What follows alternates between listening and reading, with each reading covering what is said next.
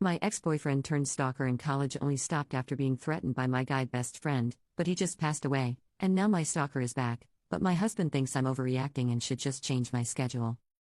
So I, 32F, and my husband, 33M, have been arguing a lot recently over my old stalker.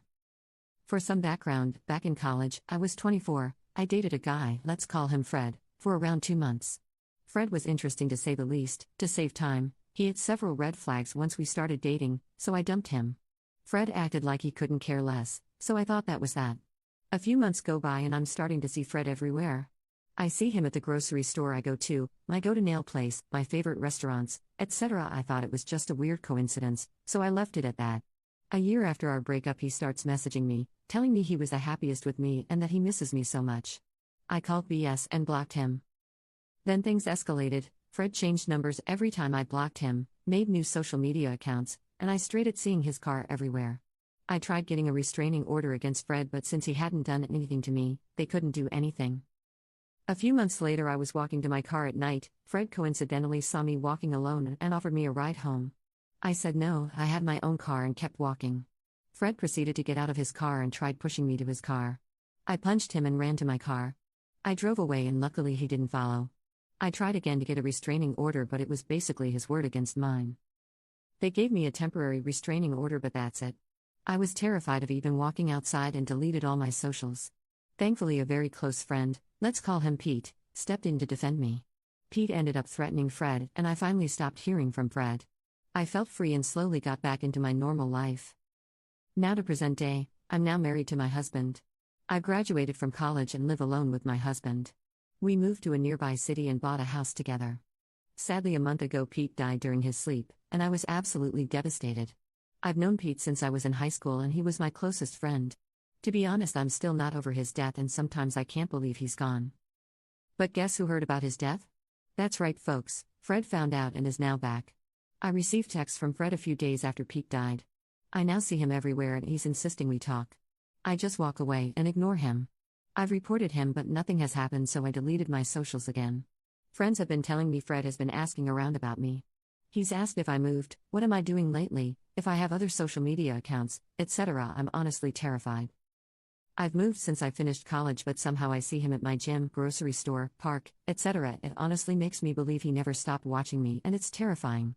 I've told my husband about everything and he says I'm overreacting or just plain ignores my concerns and changes the subject.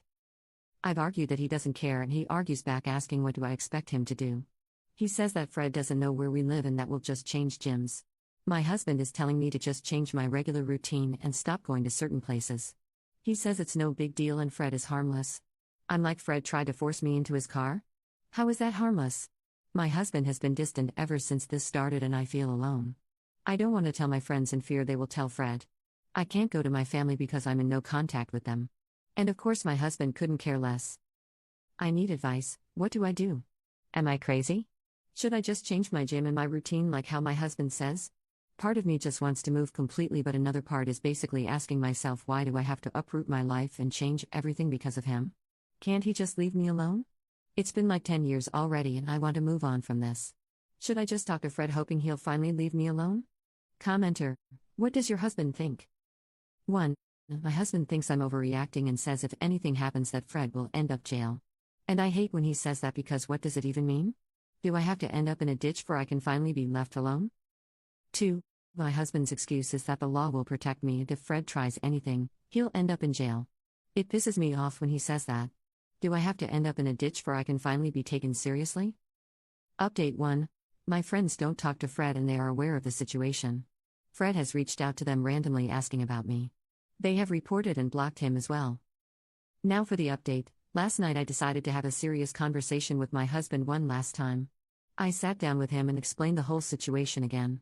Told him how scared I've been and that he needs to take this seriously. I wanted to show him how terrified I was. How small I've been made to feel, not just by Fred but also him.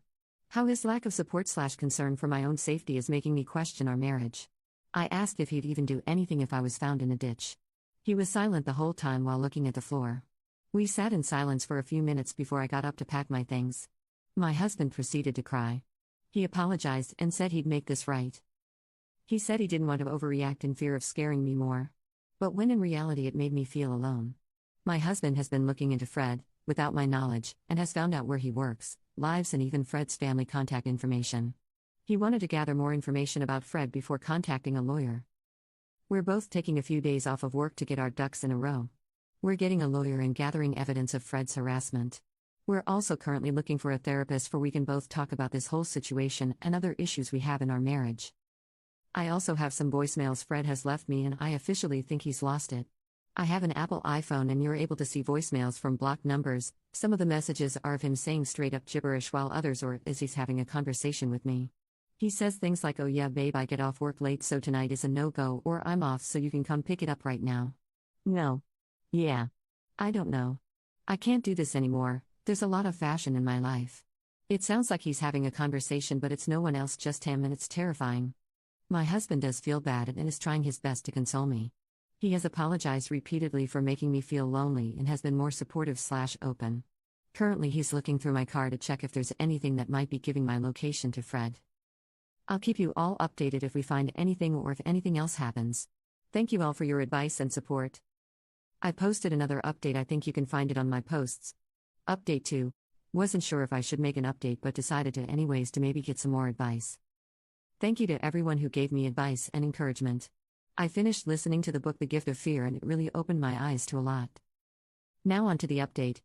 After my husband didn't find anything in my car, I still felt something wrong, so I took people's advice and took my car to the mechanic.